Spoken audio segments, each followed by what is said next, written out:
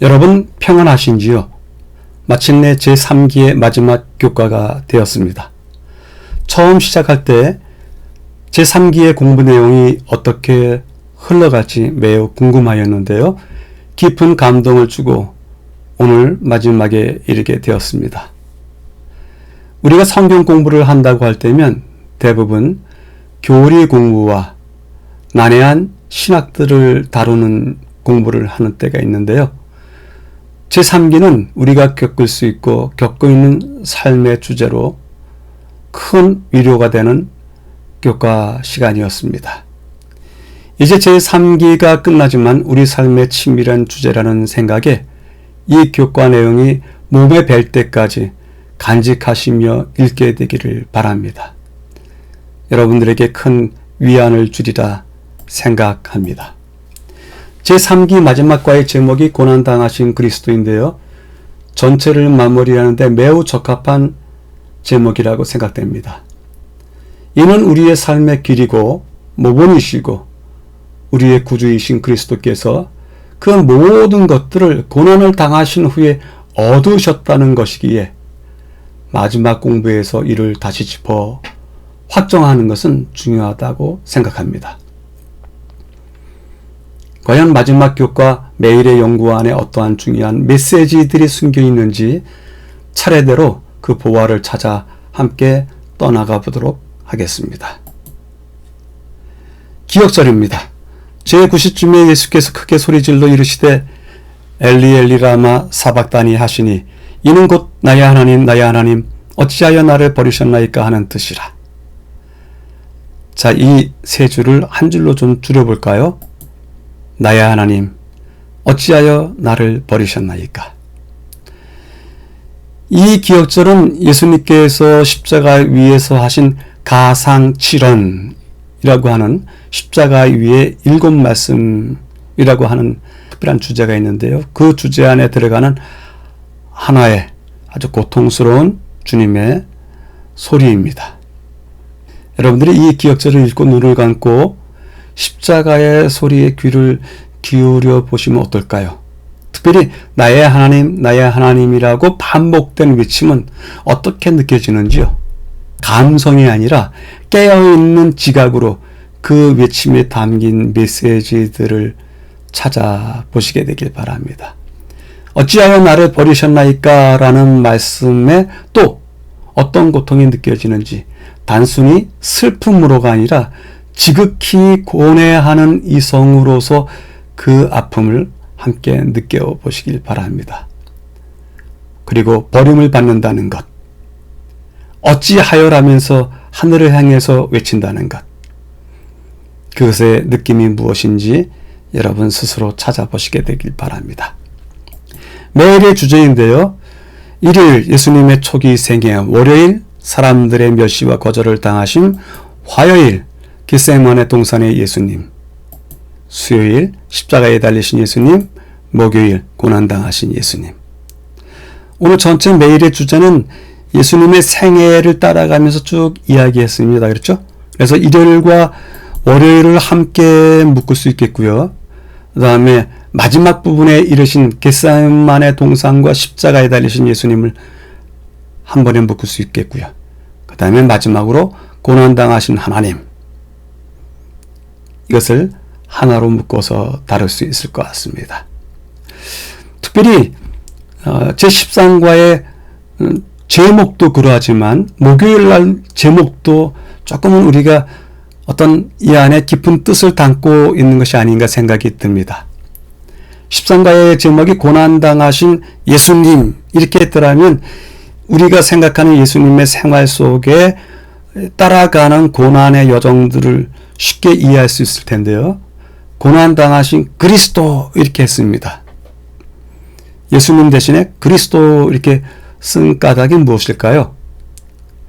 단순히 어린 양에 빗대는 것이 아니라 고난당하신 그리스도, 고난당하신 하나님, 이렇게 그리스도와 하나님을 신학적인 용어를 번갈아 가면서 특별한 의미가 있는 이름을 번갈아 가면서 사용을 했는데요.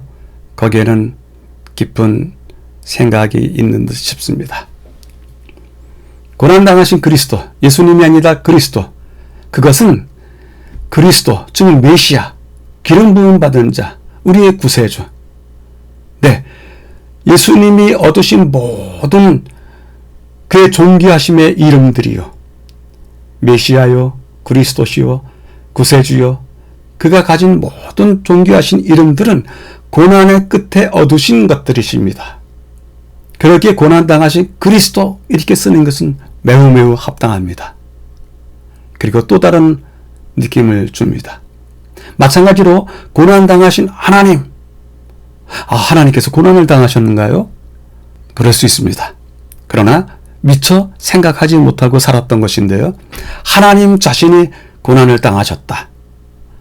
오늘 그런 이야기로서 마지막 이야기를 정리하고 있습니다. 그 의미가 무엇인지 또 목요일에 가서 찾아보도록 하겠습니다.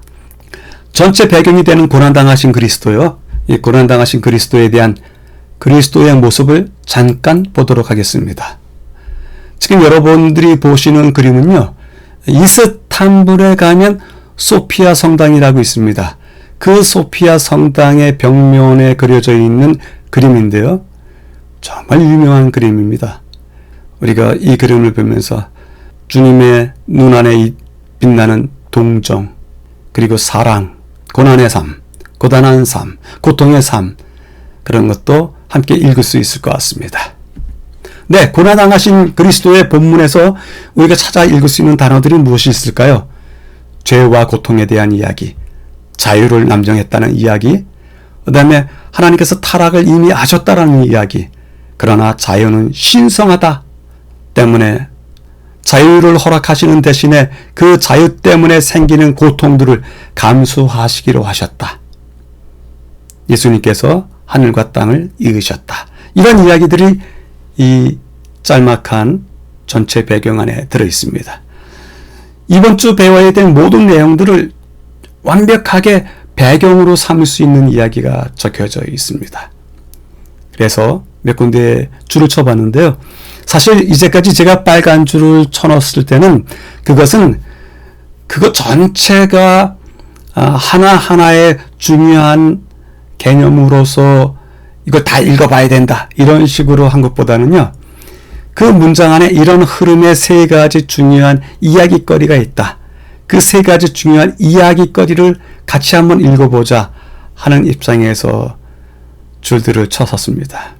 그리고 몇 주 전서부터 이번 과에 드러난 특별한 단어들, 키워드들을 찾아보자 해서 시작하면서 세 종류의 세 부분에 있어서의 단어들을 찾고 있는데요, 사실 저 단어들을 찾는 연습이 더 빨리 돼야 되고 훈련이 돼야 될 것 같습니다. 이야기는 그렇습니다. 고난의 문제, 그 기원에 대한 의문이 있다. 물론 사람의 죄 때문에 이러한 고난이 생겼다. 근데 그 죄와 고통은 사실은 하나님께서 주신 자유를 남용한 까닭이다. 그렇다면 하나님께서 자유를 주시지 않으셨으면 어떠하셨을까 질문할 수 있는데요, 또 다른 질문은 인간 존재의 타락을 아셨을까? 이런 질문인데요, 네, 인간 존재의 타락을 아셨습니다. 그럼에도 불구하고 자유를 주셨던 까닭은, 선택의 자유를 주셨던 까닭은 그 자유로 말미암아 생길 문제들에 대한 위험, 그 위험을 감수할 만큼 신성한 가치가 자유에 있다. 그렇기 때문에 자유를 허락하신 겁니다. 정말 놀라운 증언입니다. C.S. 루이스라고 하는 기독교 신학자가 있는데요, 이분의 책이 상당히 많습니다. 그리고 좋은 생각도 많이 있는데요, 위험을 감수할 만한 가치가 있었다. 네, 이 말씀을 보면서요, 지금도 마찬가지로 어느 한 개인의 자유를 억누르거나 그것을 위협하거나 또한 그 자유에 대해서 감시하거나 이렇게 사는 것은 맞지 않다고 생각이 듭니다. 이 자유는 하나님께서 주신 신성한 가치입니다. 때문에 내 아이일지라도 그의 자유를, 나보다 못한 사람일지라도 없는 사람, 능력이 없고 그 다음에 살만한 풍성한 재산이 없고 그리하여 사는 것이 구차해 보이는 사람일지라도 그에게 주어진 자유는 하나님께서 주신 신성한 가치이다. 이렇게 보는 것이 당연한 것입니다. 자유를 박탈하는 대신에 자유를 수호하자. 그 수호하는 데 고통이 따른다. 그렇다. 예수님의 삶과 죽음이 그것을 대신할 것이다. 그리하여 하나님은 예수님을 통해서 고통을 선택하시는 그런 결정적인 또 하나님의 당신의 결정을 하신 것입니다. 이것이 전체 배경인데 얼마나 잘된 배경인지 모르겠습니다. 이 배경 자체만 이해해도 우리가 오늘 교과를 충분히 해결할 수 있습니다. 고통은 인간의 자유남용 때문에 생겼다. 하나님께서는 미리 아셨다. 이미 아셨다. 그럼에도 불구하고 인간에게 자유를 주신 까닭은, 선택의 자유를 주신 까닭은 그 가치가 신성하다는 것을 알기 때문이셨다. 그리고 그 자유를 수호하기 위해서 생길 문제들이 있다고 하면 예수님의 삶을 통해서 그 고통을 해결할 것이다. 이것이 하나님의 선택이셨다. 이렇게 전체 배경을 설명하고 있습니다. 첫째 날, 예수님의 초기 생애입니다. 예수님의 초기 생애에 대해서도 사진 한 장을 볼까요? 여기가 예수님께서 어린 시절을 보내셨던 나사렛입니다. 맨 밑에 땅에서부터 맨 위에 땅까지 오르는데 완만한 경사가 있습니다. 그래서 나사렛에 가면 예수님께서 이 언덕 오르락 내리락 마을을 다니셨을 텐데 하는 생각이 들기도 합니다. 자, 예수님의 초기 생애는 어땠을까요? 본문에 나타나는 단어들에 보면 죽음으로 위협할 만한, 죽음의 위기에 처한 그러한 가난한 삶을 사는 사람들도 있다.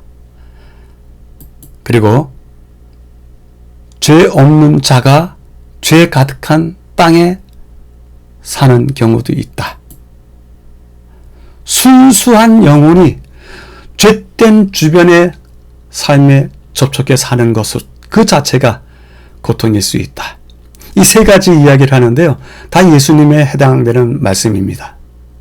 그래서 이 말씀을 또 여전히 세 곳에서 찾아보는데요. 누가복음 2장과 하면서 나오는 부분과 그다음에 마지막 문단 부분을 또 쪼개서 함께 살펴보도록 하겠습니다.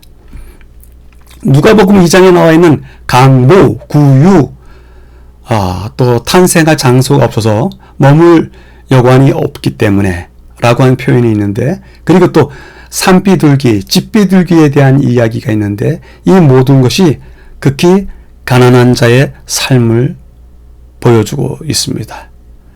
예수님의 탄생이 그러하고 또 예수님께서 탄생하신 후에 처음 올라가실 때에도, 예루살렘에 올라가실 때에도 집비둘기 둘을 가지시고 올라가시는 모습, 그 모습을 통해서 정말 빈자로서 정말 아무것도 없으신 분으로서 이 땅에 사셨다라는 것을 보여주기 시작합니다. 특별히 요한복음 1장에는요, 나사렛에 무슨 선한 것이 있으랴 이렇게 비아냥됩니다. 예수님께서 나사렛에서 자라셨는데 그 나사렛에서 자라신 예수님에 대해서 나사렛에 무슨 선한 것이 있으랴 이렇게 비아냥되는 것입니다. 그렇습니다. 죄 없으신 분, 죄 가득한 세상에 접촉하시면서 사셨습니다. 아까 그 언덕을 오를 때에도 죄 없으신 분이 그 언덕을 오를 때에도 지나가는 친구들이 아니면 또 이웃 형들이 예수님을 툭툭 쳤을지도 모릅니다. 예수님을 협박할 수도 있었었고, 그와 함께 우리 무엇인가를 속이자고 꾀를 또 이야기할 수도 있었습니다. 그러한 세상 접촉하시면서 살았던 것입니다. 죄에 물들지 아니한 순수한 영혼으로서의 예수님께서 현저한 차이가 나는 주변과 접촉하시면서 사셨던 것입니다. 네, 어린 시절의 삶이 그렇습니다. 주님의 어린 시절의 삶, 죽음의 위협이 있고 또 죽을 만큼 위기가 있고 또 죽을 만한 그러한 가난 속에서 탄생하셨습니다. 그리고 죄가 관영한 세상에 죄가 없는 존재로 사셨는데 이 서로 맞지 않는 이야기가 고통인 것입니다. 순수하신 영혼이신 예수님, 죄악 세상에 접촉하셨다. 그것은 고난이고 고통이었다. 이렇게 정리하고 있습니다. 둘째 날 사람들의 멸시와 거절을 당하심인데요. 또 하나의 사진을 보도록 하겠습니다. 이 사진은 나사렛에 있는 예수님께서 동네 사람들에 의해서, 고향 사람들에 의해서 떠밀려서 낭떠러지기까지 갔다고 하셨는데 그 낭떠러지기가 이곳이라고 합니다. 멀리서 보면요, 정말이지 90도 직각으로 꺾어지는 그렇게 낭떠러지기처럼 보이는 장소가 있습니다. 그런 곳에 동네 사람들이 예수님을 밀고 해서 끝에 세우시는 겁니다. 예수님을 오해할 수도 있습니다. 거절할 수도 있어요. 그러나 죽음으로 그들의 마음에 있는 증오를 나타낸다는 것은 정말 고향 사람들이 끝에까지 다 간 것을 보여주지 않나 생각을 합니다. 자, 본문에 어떤 내용들이 있는지 보겠습니다. 오해와 증오, 그런 단어가 있군요. 백성들이 거절할 때 그 거절하는 아픔이 있다. 그 거절하는 모습을 보고 주님께서 아파하신다. 그토록 예수님을 증오하는 까닭이 무엇인가? 그가 무구하시기 때문에 그렇다. 무구, 죄가 없이 순수하심, 그 영혼의 무구하심 때문에, 그의 삶의 무구하심 때문에 그러하다. 그래서 이 주제들을 또 확인할 수 있는 이야깃거리, 빨간 줄로 쳐봤습니다. 여러분들이 읽으시면 이해가 되시리라 생각합니다. 보겠습니다. 마태복음 12장, 누가복음 4장, 요한복음 8장을 읽어봐라. 읽어보니까 오해하고 거절하고 증오하는 모습이 나오죠. 12장, 바리새인들이 듣고 이르되 이가 귀신의 왕 바알세불을 힘입지 않고는 귀신을 쫓아내지 못하느니라. 오해한 이야기죠. 누가복음 4장 29절 30절, 동네 밖으로 쫓아내어 그 동네가 건설된 산 낭떠러지기까지 끌고 가서 우리가 보았던 그림입니다. 거절을 하는 것입니다. 거절이 지나쳐서 증오까지 가는 것 같습니다. 주님께서 이들의 거절과 증오 받으면서도 예수님께서 하시는 말씀, 아브라함이 나기 전부터 내가 있느니라 하시니 그들이 돌을 들어 치려 하거늘 예수께서 수모 성전에서 나가시니라. 이제는 죽이려고까지 하는군요. 예수님을. 네. 이런 과정들이 예수님의 공생애에 가득 있었던 것입니다. 이렇게 백성들이 거절할 때 그 거절하는 그들을 바라보면서 예수님은 이타적인 고통을 느끼시는 겁니다. 이타적인 고통이에요.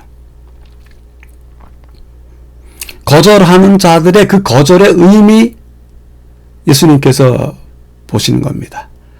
그들 안에 있는 죄악, 죄됨, 이런 것이 큰 것입니다. 거절의 결과는 통렬할 것입니다. 그리고 지금도 거절의 결과는 너무너무 악한 동기에 있습니다.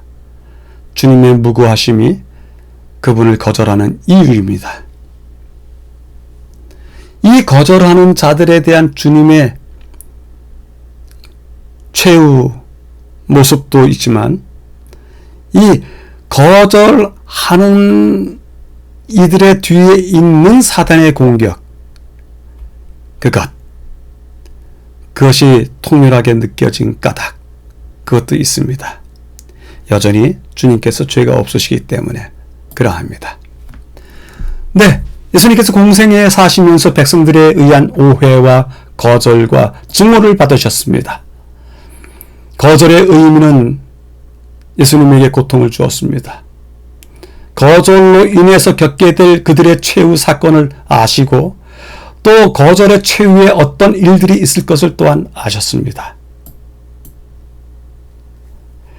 깊고 깊은 증오를 주님께서는 백성들에게서 보셨는데 그들 마음속에 있는 사탄, 그가 정말 끊임없이 허물려고 했던 것은 주님의 무구하심이었습니다. 셋째 날입니다. 겟세마네 동산의 예수님인데요. 겟세마네가 어떻게 생겼는지도 잠깐 그림을 통해서 보겠습니다. 지금 보시는 교회는 만국교회라고 합니다. 세계 곳곳에서 이 교회를 짓도록 모금을 하고 헌금을 받고 해서 지어진 교회인데요. 이 교회 안에 들어가면 예수님께서 기도하셨으리라 싶은 그런 바위가 있습니다. 그리고 이 교회 밖에 있는 것이 감람나무들입니다. 아주 수령이 오래된 감람나무들이 이곳에 있는데요.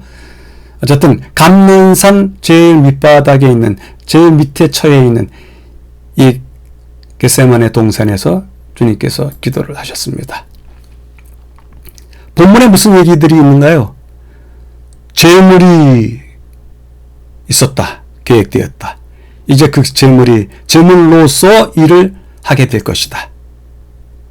그런데 예수님은 철저히 인간으로서 이 일을 견디셨다. 인간으로서. 그리고 하나님의 고통은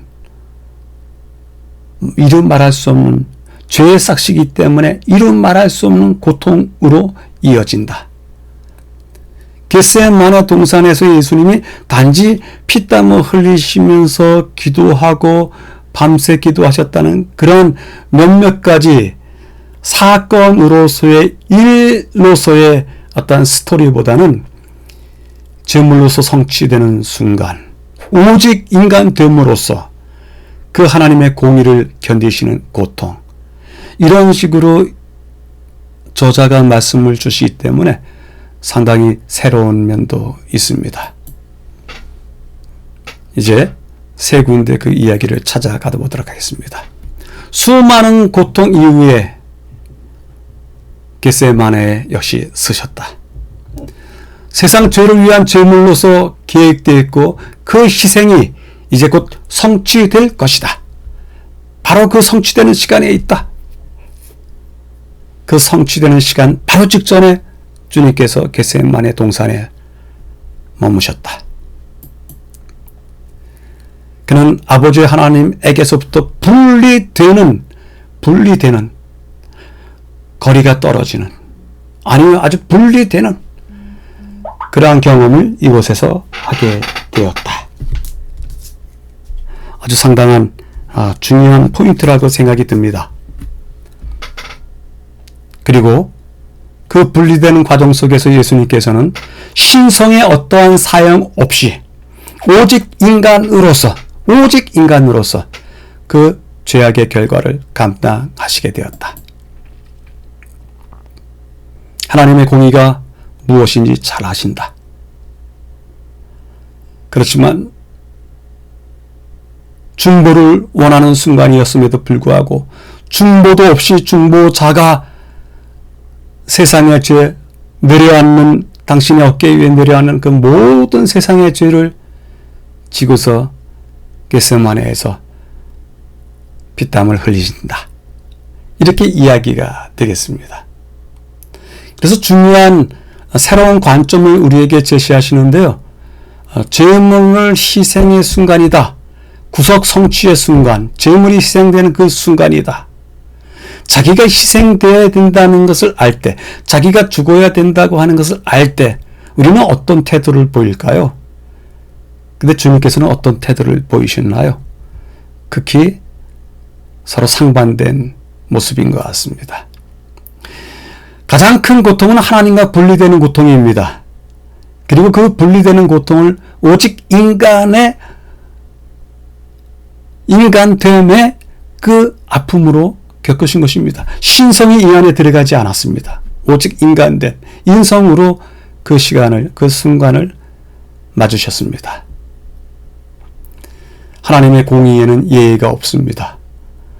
때문에 예수님에게도 중보자 없이 인간의 중보자 되셨던 그분이 하나님과 자기 자신의 중간에 세울 그 어떤 것도 없이 죄의 최종 싹신 그 진노를 받게 되셨습니다. 이런 이야기입니다. 네, 상당히 중요한 관점을 우리에게 새롭게 제시하십니다. 넷째 날이요, 십자가에 달리신 예수님. 이 십자가에 관련된 것도 사진을 한 장 보도록 하겠습니다. 이것은 예루살렘에 가면 성묘교회라고 있습니다. 아주 중요한 기독교의 중요한 유적지인데요. 그 성묘교회 한가운데 가면은 교회 안에 또 다른 건물이 하나 있습니다. 지금 여러분들이 보시는 건물인데요. 이 건물이 무슨 건물이냐면 예수님께서 십자가에 달리셨을 때 그 십자가를 세웠던 장소를 기념하는 장소입니다. 많은 사람들이 다들 한 번씩 들어가 보기를 기원하고 있습니다. 그리고 줄이 얼마나 긴지요. 왜냐하면 여기까지 왔으니 주님께서 달리신 곳을 봐야 되는 것이 순례자들의 하나의 의무이기도 합니다. 저도 갈 때마다 이것을 통과해서 잠시라도 묵상하고 기도하고 나오는데요. 정말 남다른 감동을 줍니다. 자, 이 넷째 날 본문에 있는 중요한 단어들이 무엇이 있을까요? 육체 그리고 고통. 육체와 고통이 있고요. 네, 중대한 일. 예수님께서 십자가에 달리시는 그때 중대한 일. 이 십자가 달리신 주님 그거 말고도 중대한 일이 있다. 그분이 그렇게 달리심으로 어떤 중대한 일들이 벌어졌다. 그리고 하나님의 의의 진노가 십자가 위에 임했다. 말씀을 하십니다. 자, 그래서 세 군데 역시 한번 줄을 쳐볼까요? 말씀드리지만 이 줄을 치는 까닭은 이런 정도는 읽어야 흐름을 알 수 있다. 그러니 잘 읽어보십시오. 제가 비록 약간의 설명을 곁들이면서 먼저 말씀을 드리기 때문에 읽으시는 것도 좀 쉽게 읽혀지지 않을까 생각이 듭니다. 첫 번째, 예수님께서 연약한 인간으로 오셨다. 연약한 인간으로 오신 하나님이시다. 때문에 육체적 고통이 동일하게, 우리와 동일하게 느껴진다. 신성이기 때문에 고통이 없다가 아닙니다. 연약한 인간이시기 때문에 겪는 육체적인 고통은 동일합니다. 그런데 악한 범죄자에게나 처할 십자가의 형벌을 주님께서 받으신다. 예수님께서 십자가 위에 있을 때 벌어졌던 중대한 일 세 가지. 마태복음 27장이요. 온 땅에 어두움이 계속되더라. 27장 51절 52절이요. 성소 휘장이 위로부터 아래까지 찢어졌다. 바위가 터졌다. 자던 성도들의 몸이 많이 일어났다. 마가복음 15장이요. 성소의 휘장이 찢어졌다. 둘이 되었다. 이런 특별한 사건들이 있는데요. 아시죠? 이 모든 뜻들이 무엇인지 아시죠? 십자가 사건과 더불어 나타났던 일들은 저는 이렇게 생각을 합니다. 누가복음 9장 31절에 예루살렘에서 별세하실 것을 말씀하시매 예루살렘에서 별세하실 것. 왜? 예루살렘에서 죽으실 것, 돌아가실 것 이렇게 쓰지 아니하고 별세하실 것 이렇게 썼을까요? 또 별세하실 이렇게 쓸 수밖에 없었던 본문의 성경이 죽는다라고 하는 단어와는 다른 단어로 썼기 때문에 죽음을 별세하실, 별세로 썼습니다. 그 별세를 표현한 헬라어 원어 성경이요. 엑소돈이라고 하는 단어입니다. 엑소돈. 어디서 들어보셨죠? 출애굽기를 갖다가 엑소더스라고 하는데요. 그 엑소더스라고 하는 단어가 여기에 쓰였습니다. 예루살렘에서 별세. 그래서 지금 예수님의 죽음은 무엇을 이야기하냐 하면요. 조금 전에 읽었던 성경 말씀에 무슨 말씀이 있었습니까? 어둠이 계속되더라 하는 이야기도 있었고, 땅이 진동해서 바위가 터졌다는 이야기도 있고, 무덤들이 열려서 자던 성도들이 일어났고, 휘장이 위에서부터 아래까지 찢어졌고 둘이 되었고, 이런 모든 이야기는 예수님께서 죄의 세상에서 엑소도스, 별세하심으로 출세상, 출지구를 하셔서 하늘로 가시는 모습을 보여주는 것이 아닌가, 그렇게 생각을 합니다. 그래서 우리가 조금 전에 읽었던 새 성경절이 예루살렘에서의 출세상, 출애굽의 또 다른 모습인 출세상의 모습을 증거하는 성경구절이다, 이렇게 볼 수가 있겠습니다. 마지막에요. 온 세상의 죄에 대한 의로운 진노, 하나님의 진노이시기 때문에 진노는 분노함으로 하는 진노들이 대부분인데요. 하나님께서 십자가에 내려놓으신 분노는 의로운 진노이시라고요. 정말 불쾌하시고 또 그 마음에 끔찍한 보복으로 인한 진노가 아니고 의로우신 분노. 반면에 십자가에 달리신 예수님과 그 십자가는 가장 깊고 어둡고 고통스러운 고난을 통과하는 지점이 된 것입니다. 모습, 형체, 이런 단어들을 우리가 많이 쓰는데요. 예수님께서 인간의 모습으로, 인간의 형체로 오셨습니다. 근데 그 모습과 형체라는 잘못 이해하면 그냥 겉모습만 그렇게 땄다, 그런 생각이 들 수 있는데요. 절대로 그것이 아닙니다. 인간의 모습을 취하셨다, 그거는 100% 인간이 되신 것을 이야기합니다. 인간의 형체를 쓰셨다, 그것은 100% 인간이 되신 하나님을 이야기합니다. 인간이신 하나님 이야기입니다. 십자가에서 일어난 사건들, 십자가 사건이 일어날 때 같이 일어난 사건들, 일들, 그것은 주님께서 세상 사람들을 하늘로 이끌고 가는 또 다른 출애굽의 모형이다. 그것을 보여주는 장면들이 이때 일어난 사건들 속에 담겨 있다. 그럼에도 불구하고 십자가 그 지점, 그 시간만큼은 가장 깊고 어두운 고통의 때였다. 이제 다섯째 날 고난당하신 하나님에 대한 이야기를 할 텐데요. 자, 이 고난당하신 하나님, 본문에는 어떤 단어들이 있는가요? 고난의 삶, 삶 자체가 고난의 삶. 그 다음에 두 가지, 우리가 고난의 삶에 대해서 배워야 될 두 가지가 있다. 두 가지, 세 가지 이런 식으로 이야기할 때면 우리가 꼭 확인하고 또 쉽게 이해할 수 있기 때문에 이 부분들은 늘 찾아서 확인하셔야 됩니다. 그리고 고난당하신 하나님, 그 하나님으로 말미암아 우리가 확실한 약속을 가지고 있다, 얻게 되었다. 그 약속은 너무나 확실하다. 이런 이야기가 이 말씀 안에 포함이 되어 있습니다. 그래서 다섯째 날 이야기거리를 따라가기 위해서 줄을 쳤는데요. 몇 번씩 읽어보셔야 됩니다. 왜냐하면 이 다섯째 날이 제3기, 제10상과 전체를 다루면서 마지막 결론입니다. 지금도 다 줄을 친 거나 마찬가지입니다. 그래서 이 다섯째 날은 제3기의 결론이다, 제10상과의 결론이다, 이렇게 보시면서 상세히 공부를 하시고 또 하시고 두세 번은 하시게 되길 바랍니다. 에덴 동산을 떠난 이후의 인간의 삶은 고난 가운데 살 수밖에 없다. 여러분들도 고난 속에 머물고 계시다는 것을 인정하는 것입니다. 우리 모두가 고난 가운데서 살 수밖에 없다는 것을 인정하는 것입니다. 예수님의 고난처럼 우리도 고난 가운데 살아간다.